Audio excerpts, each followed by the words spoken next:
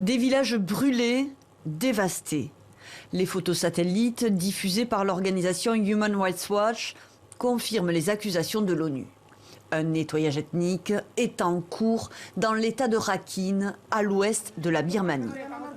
Des témoignages à l'appui des victimes, des membres de la minorité musulmane des Rohingyas qui fuient le pays et viennent se réfugier au Bangladesh. Les militaires ont emmené mon père et mes oncles. Je ne sais pas s'ils sont encore vivants. J'ai vu qu'ils ont été torturés.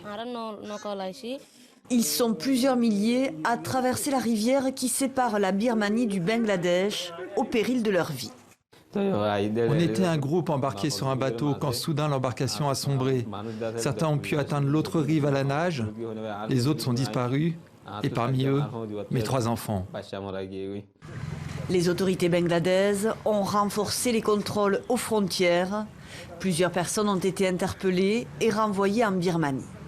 Dans l'état birman de Rakhine, où se concentrent les Rohingyas, l'armée multiplie les incursions dans les villages depuis début octobre, depuis l'attaque de plusieurs postes de police que les autorités attribuent à des membres de la minorité musulmane. L'ONU dénonce des viols, des tortures et des massacres et fait état de quelques 30 000 personnes déplacées. L'armée birmane dément. Depuis de nombreuses années, les Rohingyas musulmans sont rejetés, parqués dans des camps, victimes d'exactions dans une Birmanie bouddhiste. Le prix Nobel de la paix Aung San Suu Kyi, qui a pris les rênes du pays en mars dernier, reste très prudente sur ce dossier sensible.